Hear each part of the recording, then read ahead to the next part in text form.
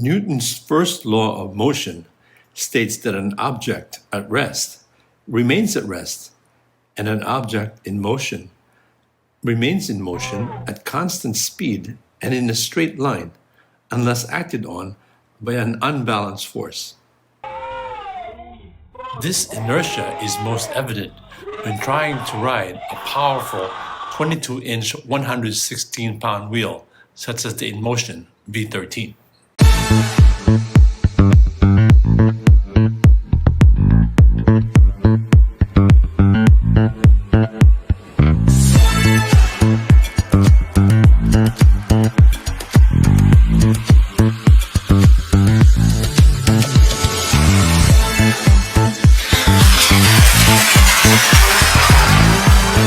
I have seen several posts recently where a barely used V13 is selling for $3,000 and even $2,500 now. Where has all the love gone? Emotional damage! There needs to be a particular type of skills to be learned to really appreciate the big, heavy, powerful, and fast wheels, no matter which big wheel. For example, when I am at speed and coming around a corner or anywhere there's an S-curve in the road, I really have to lean into the curve because that inertia is wanting to make the wheel go as straight as possible. I literally have to put almost my whole weight in order to turn at the direction that I want to. Not only that, it's quite dangerous to stay at the bike lane because on the side, there are a lot of debris, dirt, and dust.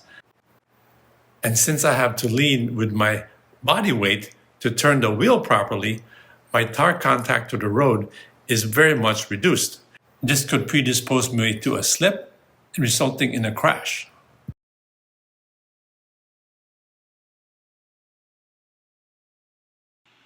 What about wobbles on a big wheel? Wobbles can be quite challenging. I found that out on my first day when I tried to slow down the way I did with my Nikola. I held on, unlucky to have gotten out of it.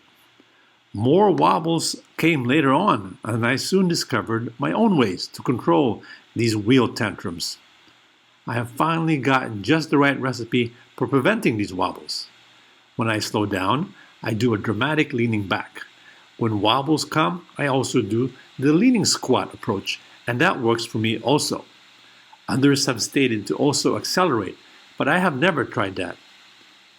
Another way is to also carve back and forth, and that tends to help prevent wobbles. Riding on grass can be challenging too. Because the wheels have lower end torque, trying to maneuver a Colossus can be taxing. How about just sitting down and doing a full-on lean? I would never do a full lean, whether standing or sitting, simply because we have no clue what's under all that grass. You could have a massive hole that can really cause you to faceplant or even your wheel doing a Tasmanian devil spin when you crash.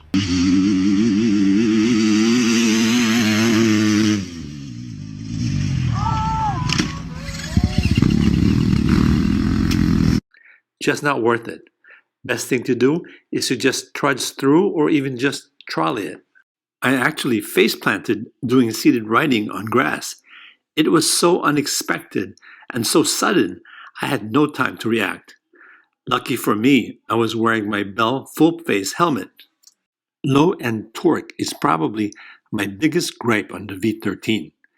In my isolated world of flat road urban riding, I never got to appreciate this big wheel negative until I started riding the hills of New Jersey and the Bronx.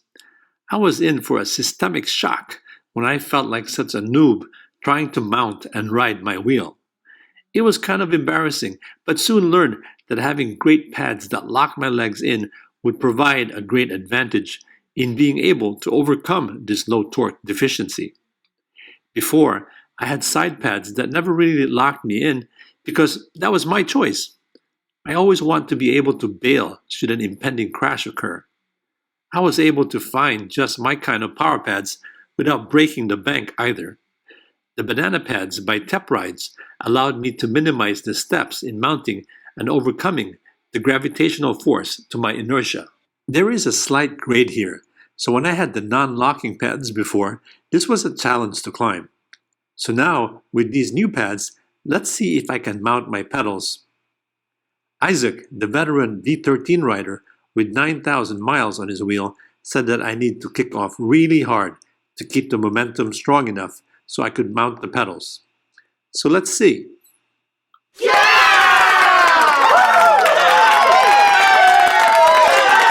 Because riding a huge wheel requires more upper leg or quadriceps muscles work, riding for quite some time will lead to fatigue of these muscles sooner. The four big muscle groups of the quads, the rectus femoris, vastus medialis, vastus intermedius, and vastus lateralis, will be recruited more often, leading to fatigue. The quads muscles are the largest and strongest muscles of the body. They extend or straighten the knee and help to flex or bend the hip. Wow, that is so cool. I usually only ride an hour or so, so when I was invited to a group ride that took 4 hours, my quads certainly got a great workout.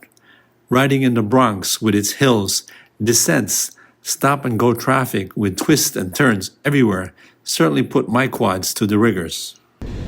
By the third hour of the ride, my quads were so tired that I actually took a misstep when I mounted my pedals. I only have footage here from my helmet cam. A guy in the background made a comment that I needed another wheel. Another wheel! Good! What about being in crowds? Because bigger wheels are harder to maneuver at slow speed, this is when you have to be extremely vigilant, especially when there are kids around. They are the most unpredictable humans on the planet. They will just run right in front of you out of curiosity or just pure spontaneity.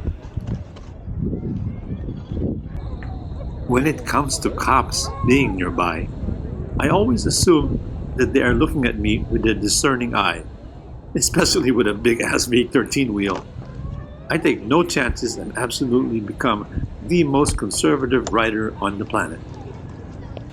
Speaking of cops, when I do see one, I usually try to start up a conversation just to let them know that we are just like everyday people who are just trying to enjoy life and enjoying what we do in the process. I joke around with them too. Sometimes they would ask me questions, and the proud part of me, without thinking, just tells them how fast my wheel can go. It depends on the situation when the atmosphere is relaxed. When the cops are tense about my question or ride, I am a lot more conservative in divulging the true max speed of my wheel. I mean, the reason why we need max speed really is for our safety, and not because we like the speed, right?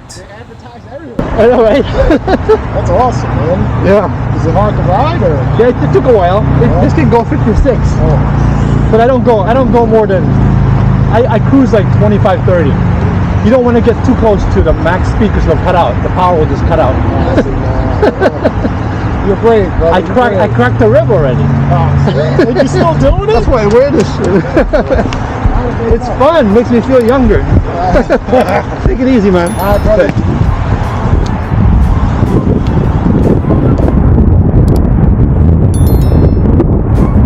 That's all I can say about big wheel challenges. If I missed anything else, please let me know in the comments. If any of you have reservations about buying a big wheel such as the V13, I just want to say, just give it a chance.